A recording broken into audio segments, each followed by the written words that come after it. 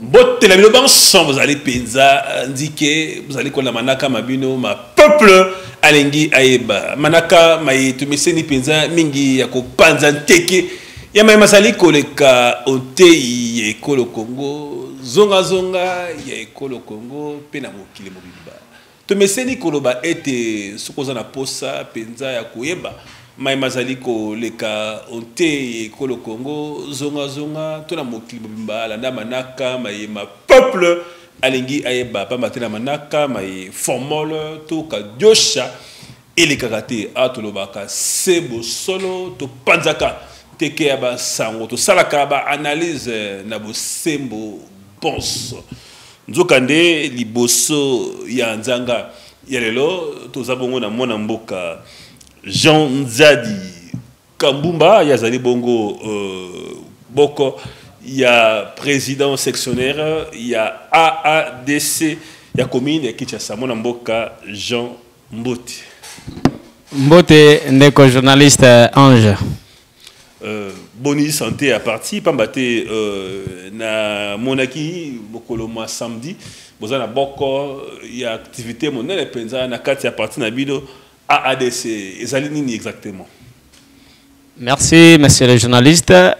Santé et à partie AADC Alliance pour les actions de développement du Congo ezali bien partie ezotamula bien malam problème ezate partie ezotamula nango bien activité et kosala ma samedi ezali présentation ya ba candidat ya AADC candidat député nationaux et provinciaux ba co-présenté bango et pas ya interfédéral et pas ya maman pour la présidente nationale Madame Adel Kabena Mouka, autorité morale ya AADC A. D'accord, merci beaucoup mon amboka yazali bongo na partie ya AADC yazali bongo président sectionnaire ya AADC partie ya Madame Magui Kankou leader ya Masina mbote na esika ozali go bakisa. S'il vous plaît, n'allez pas modifier le colobi partie à ADC ezali partie à Maman Adel Kabena Mouka. Oui, justement, ezali partie Adel Kabena partie oyo Maman Magui ezali pe na kati ya partie bana ezali pe boko ya ba leader ya Masina ezali ko évoluer pe na partie ADC Madame Magui Kankou topesio mbote esika ozali pe boko il y a un leader, il y a Massina, mingi penza na kati ya parti AADC. Tout à l'heure koba manaka mabiso mwana mboka Jean Nzadi akozala yemo côté azali bongo pe na mwana mboka Christian Itela mwana mboka Christian Itela azali bongo boko ya ba cadre ya SID mwana mboka Christian Itela mbote mwana mboka Ange. Donc na yambo etiko banda toko résumer bandeko na biso ba otiko kufa na esta mboka na biso ndenge te donc makila na bango isopani et ko sala biso pasi donc na retour ya le président Eli Martin Fayulu oya koma kilobi tozala kiwana na pesipe mote na bakongomani nyonso tout bandeko na biso baza partout oyo ba kolanda biso pete ba yoka eteni ya zomi na pesi mote lisusu na mwana mboka Olivier Paka oyo azali mwana lemba azali ambitieux pete akozala député provincial ya lemba oyo akobundela bana lemba akolobela pete akolinga intérêt ezala général pona bana lemba nyonso tout na mwana mboka Gabriel Lumengo oyo azali mwana yanga bazali député provincial oyo ete na mapona mikoya bangonde bakolobela ete makambo etali bakomi na biso pe lolenge ndenge kokende pete yambo pete mbela lisusu na kolobela na makambo oyo monsieur Charles ba kusala na komi na biso ya ngaba ye disons donc na membre moko enyo salité malgré tout na bikombo na été mais ba ko tia nungu ba ko sala donc désordre na niveau ya commune ya ngaba pendant que bango ba investir eloko mon côté où ils allaient intérêt général pour na ba Kongomani na niveau ya commune na biso pete basali eloko mon côté où qui démontrer non donc pendant 5 ans au bango basel ki moyibi basali détournement ya mbongo basali eloko mon côté mais na kati ya ngaba o komona bango batie ba bache batie ba drapeau biso to ko isa bango bazali bato ba koya mais biso tozali autochtone to yebi ke ngaba ezali commune o ya ba résident ngaba ezali commune oyo ete to respectaka mbela ne surtout ba konzi balobaka o mo le président Martin Fayulu alobaka yango ete biso to sala kango po ete Congo ekende liboso. Merci beaucoup mon mboka Christian Itela. Mon mboka Christian Itela nanga mon bino kuna bozabongo na meeting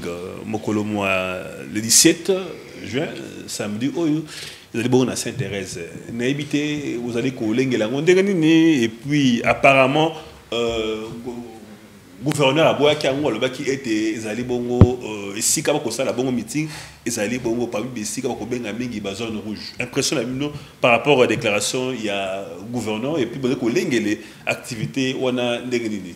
Donc tout ça la titre de rappel na ba Congo surtout mokolo ya samedi oyo tozali na meeting populaire na terre à Sainte-Thérèse donc pour na kotondi sango biso to betela lisusu to loté parce qu'ils a message mais to ko sala lisusu ba congolais donc appel wana parce qu'appel les aka ya téléphone té ya munoko bope zali appel donc mokolo ya samedi to kozala na 4 leaders na biso baza 4 candidats présidentiels to kozala wana to ya to yoka bango to yoka mbela elongo na le commandant du peuple le président Martin Fayulu donc to bengi ba Kongomani nyonso tout o alingi ete mboka ekene na avancement o ete alingi mboka lobby Congo ya lobby changer ete tokuta na mokolo ya samedi o ezali le 17 na terre ya Sainte-Thérèse o ezali na commune ya Masina na district ya Changu bon makambo oyo mwana mboka ezali na Gilles Pito donc makambo oyo tokoyoka mbilinga na lolenge Jantiningo bila ko sala pete ba désordre na bango et ko continuer parce que le pays va mal donc ils allaient pour l'intérêt à ba Kongomani nyonso tout donc tozali na régime ya information to kendaki kotiki la bango mokanda ete bayeba mokolo ya mokolo oyo ya le 17 biso tokozana terre ya Sainte-Thérèse mais soki bango ba koboya elikola kisake bango ndenge bazawa na vis-à-vis na biso baza faible parce que le président Martin Fayulu na population to ko bangisa bango donc toko bank sabango za pona lelote marche ya le 20 na ngaba o salamaki bomonaki ndenge makambo lekaki marche o ya le 13 to salaki bomonaki population siko tellement que monsieur Chilombo ko banga yango ye akokima yango biso toko esa métier monsieur Gentini biso komba tozana ngo za pona yete kombo tozana ngo eza pona lolenge te ke ndenge bango ba kopesa ka mbela ya pesa parce que monsieur Chilombo akobata manasima na bango lelo oyo monsieur Chilombo akobinisa monsieur Gentini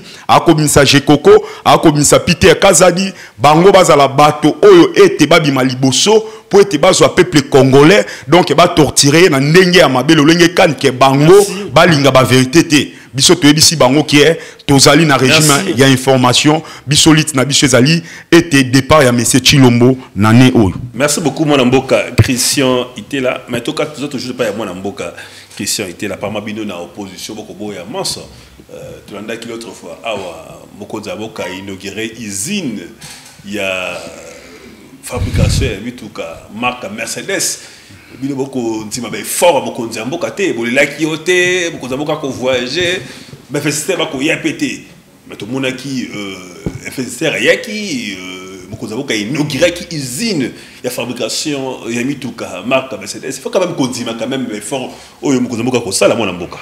Mais mon amboka tolba à tout moment donc surtout koloba mamboka peut-être ko télémela les anti-valeurs parce que ekopé sa biso kanda dans na yambo makambo oyo monsieur Félix Chilombo ako sala ezambala ya liboso te ete ya sala to yebi na ba inauguration ya ba toilette akendaka na ba inauguration donc ya ba wenze partout to yebi lelo soki Congo eza humilié mondialement eza pona monsieur Félix Chilombo parce que lelo oyo kokende ko inaugurer eloko oyo ezali bien privé ya mutu individu mais yo ke ko inaugurer ngo ezo sala ta sonité donc ezo lobela bango eloko te parce que lelo bango ba komi ete ko panza sango non ba memi société awa na kati ya Congo basali boye ba porter un plus menzo kande za lomvundu parce que biso ba Congo man toyebi ke eloko wana to nini ya montage wana ezali nde ya moto era ye nango awa azali ko sala pete ba bis wana bazali ko fabriquer yango awa te ezali nde ko uta ba ye aba monter yango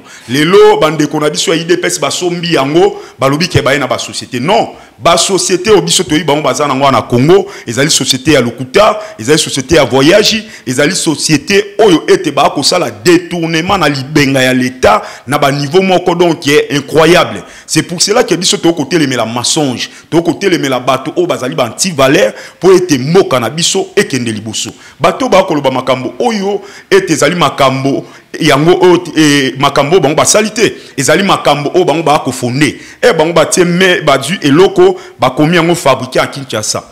Est-ce que ezali compagnie nito ezali montage pes ba ko sala ba montage ya mituka mais lelo eza bokamusi parce que biso ekokamusa biso te ekokamusa nde bandeko na bango ete otobengi ba rwandais o ba ko compagnie bango na buzoba mais biso atake ba kongo man tolobi ke ezali lokuta batika kokosa peuple congolais ezali compagnie te ezali nde makambu ya soni o mesi Chilombo ko sala na kati ya mboka na biso République démocratique du Congo. Merci beaucoup mon mboka Christian était là to kati bo pa mon mboka Jean Ziadi. Vous allez bongo boko il y a ba membre il y a parti politique vous avez la 4 il y a union sacrée tout le monde a qu'une inauguration il y a mis tout cas mais l'angambo et opposition on dit moi mboka Christian était là le bezali montage bon sol ba bezali entrepôt bon sol bezali garage sikawa population et kokoba causer la bénéficiaire qui nous colonie. Merci beaucoup mon mboka Ange Nalingina lo baboui. Toutefois, il faut tout ça là moi reculade. Et le qu'on a bengi reculade, tout ça on a moi simamuke. Total anan nini le kaki et nini ezo le kasiko.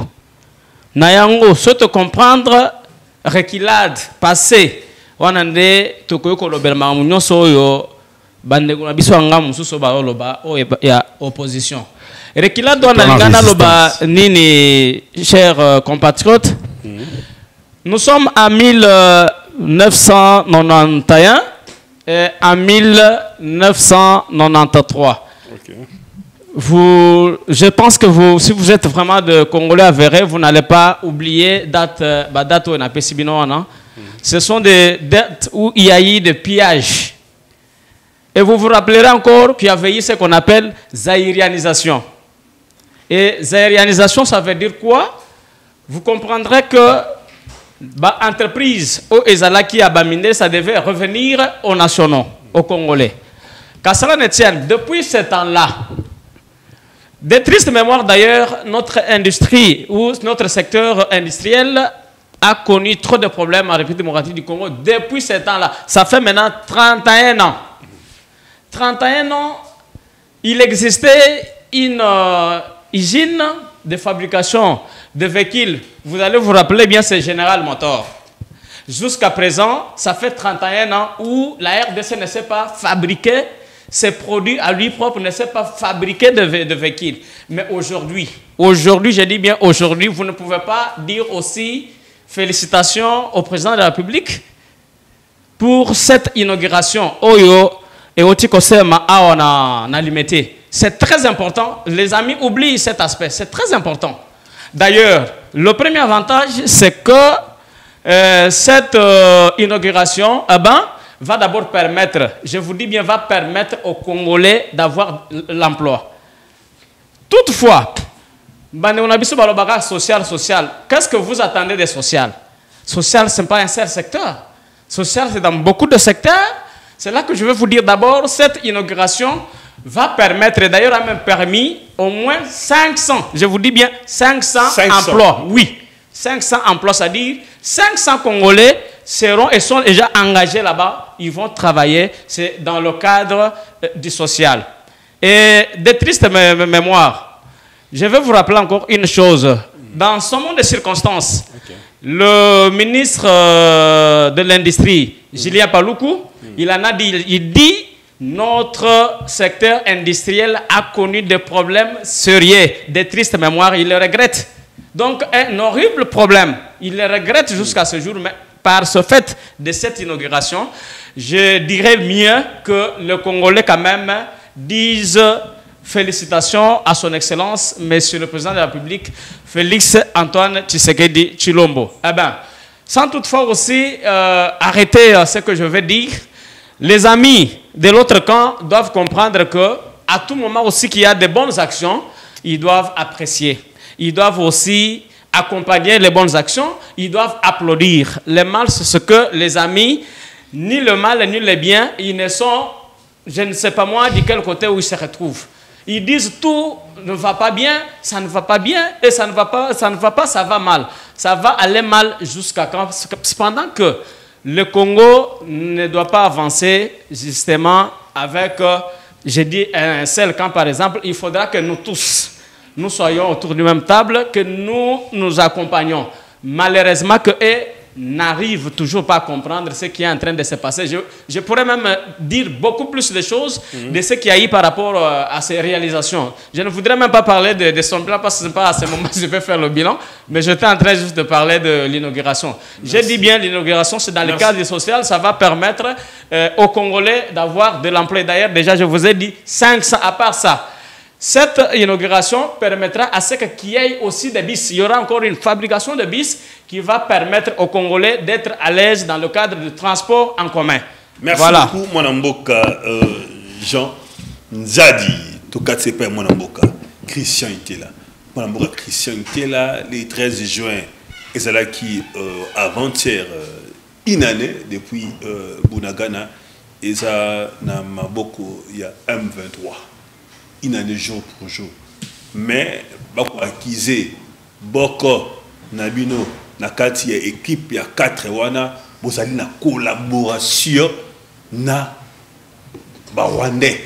Vous avez une collaboration, na M23. Ce qui te comme la situation, oyo, et ça dit, pas battre, beaucoup, il y a 4 équipes, leader, Nabino, wana, vous avez une collaboration, na Baruna. Mon amboka, vous en avez. Merci Malouba Mwanamboka. Donc il y a un kota na mutuna et puis donc il y a répondre nous par rapport au mon frère Oti Koloba. Donc il y a un conseil na opesa yo so zanyelo ko sala vandara na ndako ke boyo lo baba mambo o bo maîtriser. Wana non premièrement. Deuxièmement, yo osale le côté mutaye na ba matériel na ya tie. Donc propriétaire na wazayo sali inauguration ba ko remercier au mona te ke botambola na kadio et puis botambola na lokuta donc lokuta est pas na normal limité donc au koloba non ba congolais ba remercier monsieur Félix Tshilombo parce que salini a sala plus de 256 voyages a memata donc mutu moko te aye awa investi na kata Congo donc tant mutu moko te mais etoko eboko ya netandoike il fallait boya na ba argument oza solide peuple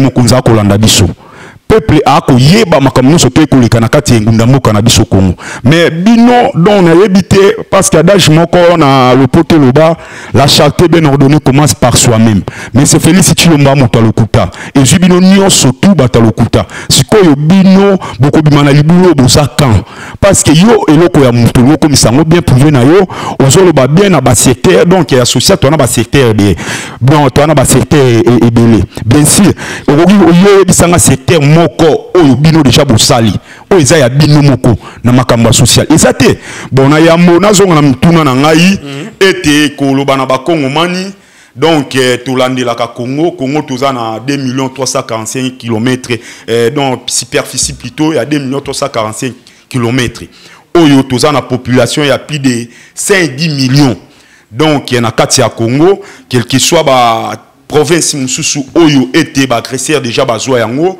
ndeti minemwe na yumbi ezaka lisusu vraiment donc na maboko na bisote lelo oyo tokaki avant-hier le 13 ndenge bato ba koloba ndenge ete libanda pete ba panzisango ba koloba ke Bunagana lelo ekokisi inane donc ezali lokutate ezali makambo oya solo parce que tobetaki tango nango topekisaki bango tolobi ke état de siège obino bokendaki kotia ezande boye kopesa ba militaire obino botekuna mbongo boyende kopesa ba agresseur ba congolais mbongo pete bopesi ba mabele ya mboka mais bango bazo ten koyoka yango te lelo oyo banda bango batia état de siège eza ko investir nini to ko mema guerre o eza na est ya pays na biso nini to changement nini ezali Bunagana to kolobake eza na mboka ya na maboko oyo eza sous occupation, c'est-à-dire que biso bato ko perdre donc 20 000 de déplacés oyo bakima wana oyo bakota na ba pays oyo tozali na bango pembeni. Donc to yebite lelo soki baza ko demeurer na lolenge nini to yebite soki ba ko kende ndenge nini mais to ko mona bato ba ko lobelo côté yo donc to landa na oti ko landa yango bande ko na biso ya Ituri balobi bien que Premier ministre na bino obo tiawa na pion ya Kabila o lelo bino boyebi ke bobenga Mese Kagame partenaire na bino Kabila mutapesa bino pouvoir ndenge secrétaire général ya IDPS yako ya lobaka tout moment lelo oyo ba imboka balobi quelqu'un moins sécurité to lobela ngo mingi solution et kozwa maté donc a démissionné, c'est-à-dire que Congo ça nous appartient to yate to sale la ba sentiment pour na batu pour toza ba jeune lelo oyo après 10 ans to kozaisu na ba ajoté donc ba age qui no pusana sikoyo bano to ko bota na sima to ko tikila bango nini intérêt ya mboka o ezanini parce que nyon surtout mais c'est Chilombo pesa ngo na Rwanda na même si bino ba leader na bino o bazali ba alien na kati ya union salité donc c'est-à-dire que beaucoup soutenir ba Rwandais donc boza na rôle moko te na kati ya mboka donc yo iko vendre raisonnement mususu o ya bien que o iko salo porter un plus mais okende kokota na makambo o iko mema mboka na bilinga bino bokansi silence ya ba congolais boy donc eza silence moko ya bien eza silence ya mabe kala mingi te to kolanda bino bambango kokima bambango parce que beaucoup kene na mboka na milinga boy ba mam donc bo miyebi bo sate et puis mambo ko sala boyebi yango te merci beaucoup to kati bon na pa ya mwana mboka Jean Zadi mwana mboka il n'allait déjà depuis prise ya Bunagana balobi malgré ba stratégie nyonso oyo bon vous allez coacher en place des unions sacrées état de siège ko simbate to wengi EAC et simbité ko benga Sadek a été mais au moment où bato ko kufa na Bunagana na Masisi bongo na bongo makantini ne ko pesa pona to longwa na bowumbu wana inane yangoyo ba congolais ba ko vivre sous l'emprise, sous la direction de M23. Merci beaucoup, Mwana Mboka Ange.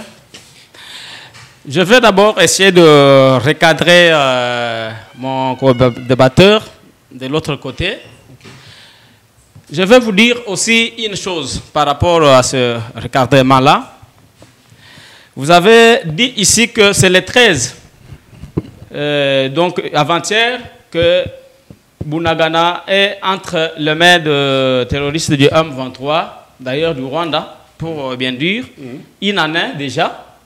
Et rien n'est fait. C'est ça ce que mon débatteur dit, que rien n'est fait. Mais je dois regretter.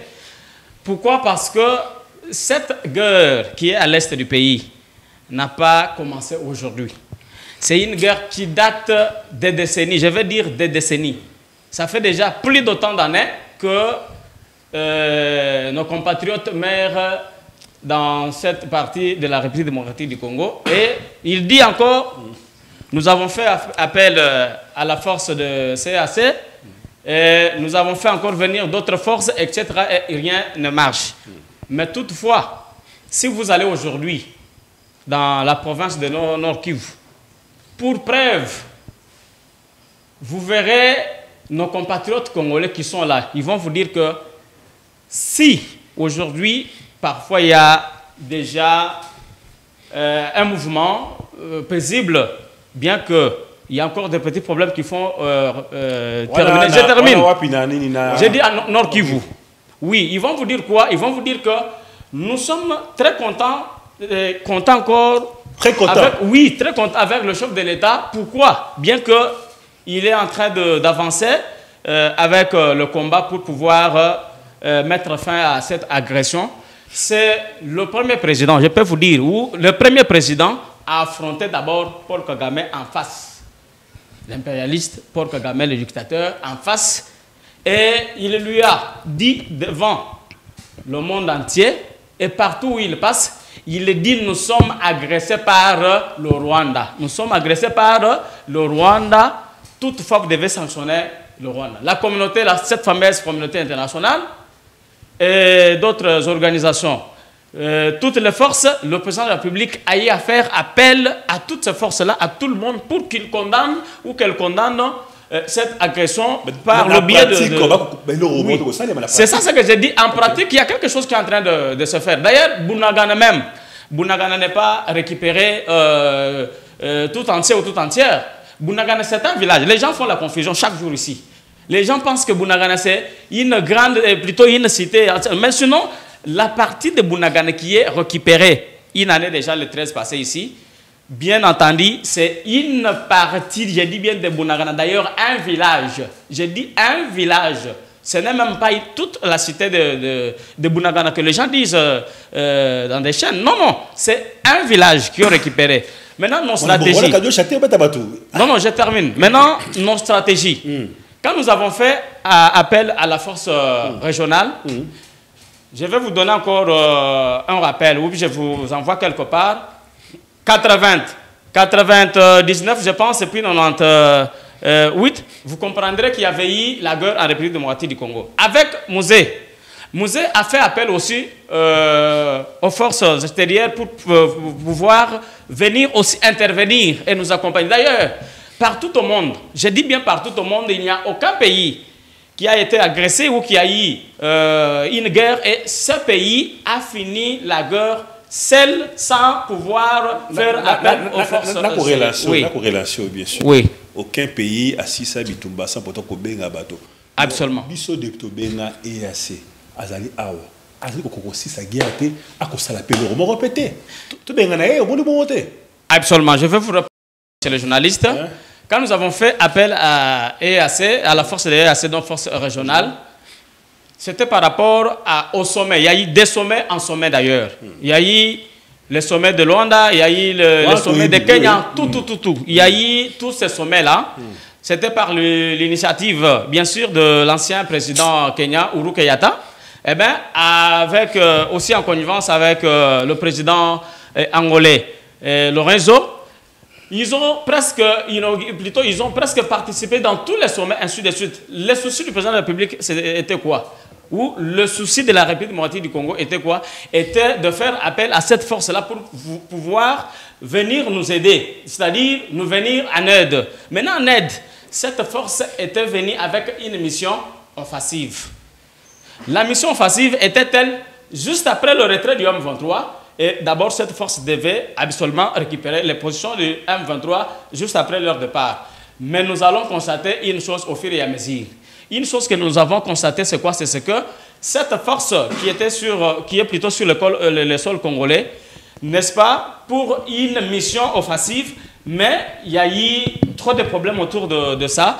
La force régionale ne faisait plus encore, on n'arrive plus encore à exécuter à sa mission. C'est là que dernièrement, vous allez vous rappeler bien les 31 de ce mois ici, passé ici, le 31 mai, c'était prévu que...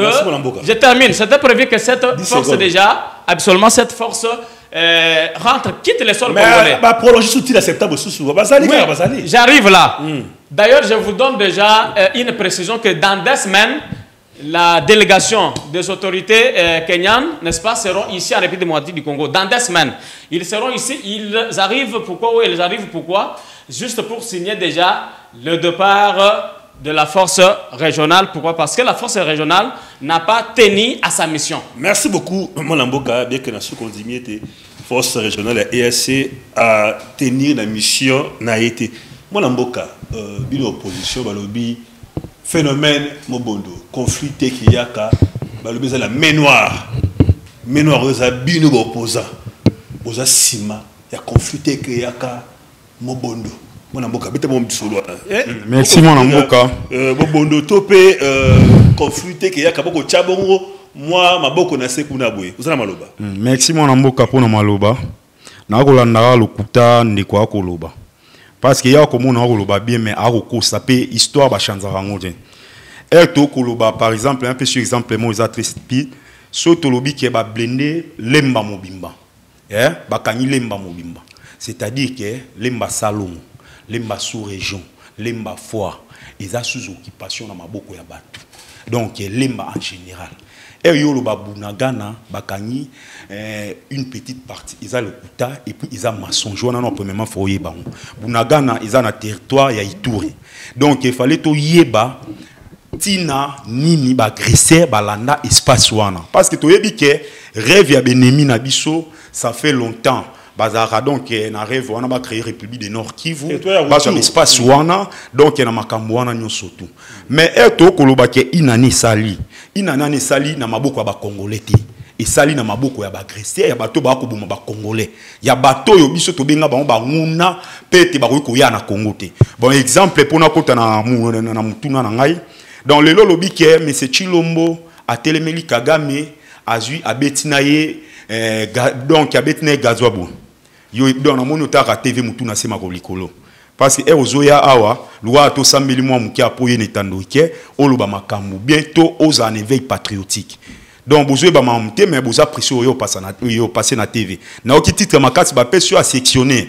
Donc oza na commune na yo wana mutu za responsable nango. So ils ont 24 quartiers, ils ont mutuna yo. So ils ont donc na siki na 5 août avenue, ils ont mutuna yo.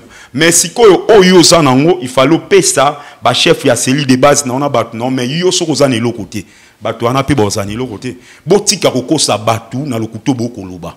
Vous comprenez? Nagan ezaki cop oyo lelo erbiso to boyaka EAC. Peut-être yo bi histoire wana te.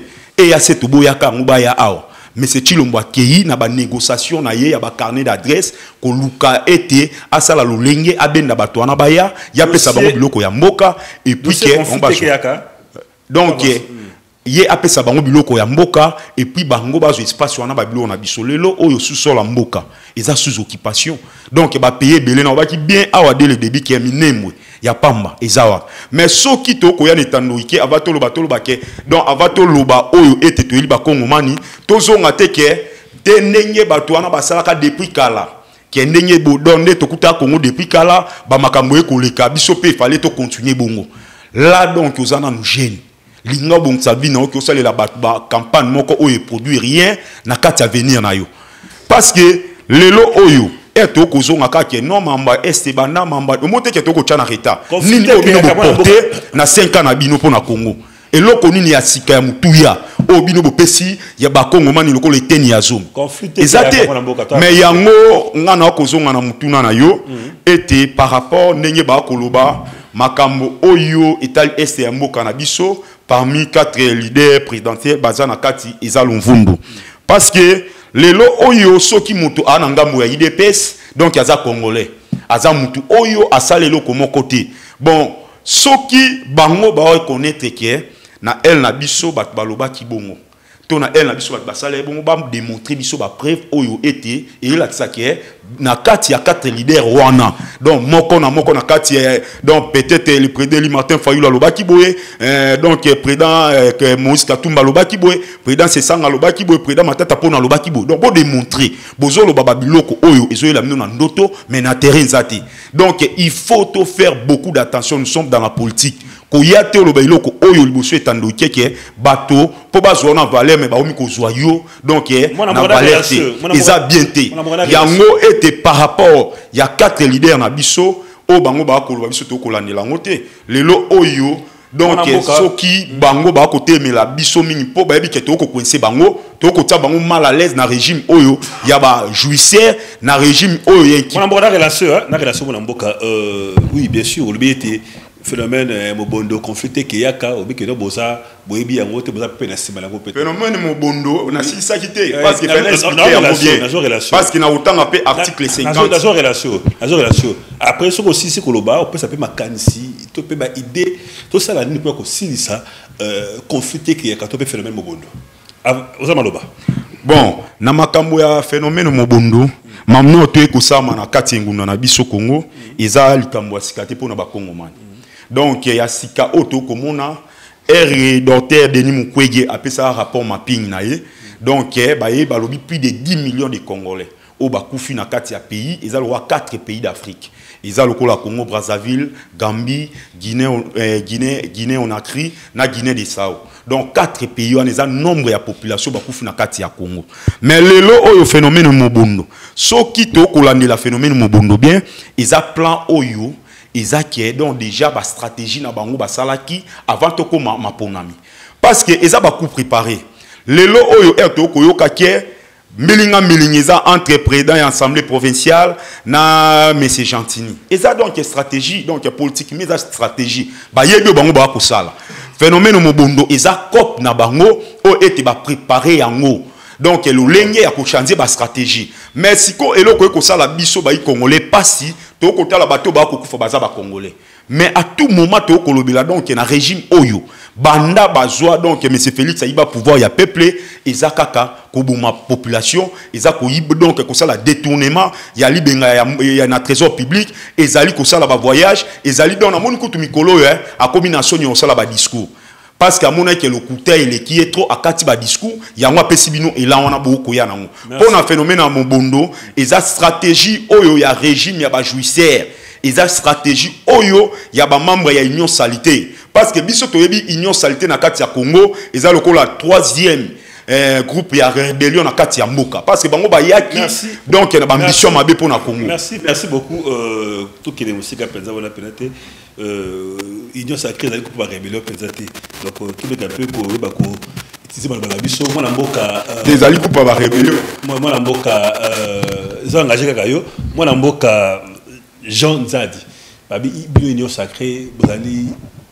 inefficace pour kosilisa mobondo bapesi ndakisa na tango ya Kabila phénomène de mwana semi bakosala mobulu esilaki na bakongo awa kamuna sapo yaki na kasa ekuna la minute esilaki babino mobondo groupe bakuna bakosangana mais bazui plus de 6 mois ekosilate inefficacité au sein ya ba institution ya union sacrée eko pesa pesa pas si mingi mwana mboka Mwana mboka, merci beaucoup. Merci. Je veux recadrer les compatriotes. Toutefois, il s'attaque aux individus. Si vous m'avez suivi depuis le début, je ne cesse de parler de la République démocratique du Congo que parler des individus. Parler peut-être de la gestion que parler des individus. Okay. Il ne cesse de s'attaquer aux gens ou aux individus. Ce qui est chose grave. Et il doit comprendre dans des débats politiques, quand il faut parler pour la République, il faut éviter aussi des choses comme ça. Et autre chose, il doit toutefois comprendre qu'il y a des leaders qui se disent leaders de l'opposition, qui passent dans des chaînes et ils parlent. Il y a même des individus d'ailleurs qui passent dans des chaînes et ils parlent au nom du peuple congolais. Cependant que derrière ces leaders ou derrière ces individus, le peuple congolais n'y est pour rien. Un petit exemple. La dite marche qui s'était passée le 20, vous comprendrez que, bien que tout ce qui a veillé, tout ça, derrière tous ces leaders-là, il n'y avait pas la population, il n'y avait pas le peuple. D'ailleurs, nous avons 10 millions d'habitants. Ici, par exemple, 10 millions d'habitants dans la ville province de Kinshasa, mais combien étaient présents? 0, je vais vous dire 0. Alors, je commence par là déjà pour vous faire comprendre, je suis trop rapidement, pour faire comprendre quoi ici, le phénomène Mobondo que vous parlez maintenant. Oui. Ça, je dis c'est une stratégie d'ailleurs. C'est une stratégie de l'opposition parce que... Ah bon, de la stratégie de l'opposition. Absolument, oui. C'est une stratégie de l'opposition, je veux dire. Ils ont pris cette mafia, donc j'appelle mafia. C'est une juste tournure qu'on a eu à faire. Prendre la guerre maintenant, juste pour neutraliser d'abord de l'autre côté, afin que de l'autre côté, que l'ennemi fasse quelque chose. Mais j'ai dit, félicitations à nos veillants FARDC, qui font un travail impeccable sur le terrain. Okay. Ils ont déjà absolument neutralisé tous ces mafias-là. D'ailleurs, cette milice-là, c'est une milice. Derrière cette milice, vous attendez toujours, ce n'est pas moi qui l'ai dit, vous avez suivi le VPM de l'intérieur, il l'a dit, il a vu qu'il y a une main noire. Vous attendez toujours parler d'une main noire. La main noire-là, c'est quoi et c'est qui? Vous allez en savoir plus dans cette émission avant que nous puissions nous en terminions. Alors, les stratégies d'ailleurs que nous avons mises en place, nécessairement, l'autorité de l'État doit toujours être au-dessus, doit toujours demeurer. La suprématie de l'État doit toujours demeurer en tout et pour tout. Et pour votre information, la descente du VPM de l'intérieur, ok, sur le terrain, quand il est arrivé de l'autre côté de Kwamuntu, il était à Maluku, ainsi de suite, il a eu à comprendre que ce phénomène, là-bas, dont il y a une main noire derrière, ce phénomène est déjà ici à Kinshasa. D'ailleurs, c'est de ça que vous parlez même, est déjà ici à Kinshasa. Et ici à Kinshasa, par quel moyen? J'ai dit par quel moyen? Il faut maintenant poser à mes amis de l'opposition. Okay. Par quel moyen? C'est par leur stratégie. Mais ils ne feront rien car le pouvoir est en train de faire son travail. Merci. Est en train de faire son travail. Merci beaucoup, mon amboka. Ma peuple alingi aeba. D'après ce concert, aussi Bilanda Landa. Bilanda Landa. Yo moni randeko activité. WhatsApp est fermé. Yep activé pas fermé. Dès que vous battez les codes en bongo. Message KI, code KI. À retour dans mon panissa, on a ça là. Ni pour les code wana. Ah, je suis zapété. À mes copains qui ont code P numéro sur les cartes. De quoi rater bon là. Mon amboka. Tokuba manaka biso dossier Godin Poi na gouverneur Jean-Titi Ngobila. Godin Poi ça qui révélation à l'objet plus de 1 milliard. Et qui a la poche et Jean-Titi Ngobila. Bah agent fictif. Au moment où bah agent, bah travailleur, il y a gouvernement provincial, bah ça va barrière. Zokande, Jean-Titi Ngobila, a plus de 1 milliard. Voilà, selon Godin Poi.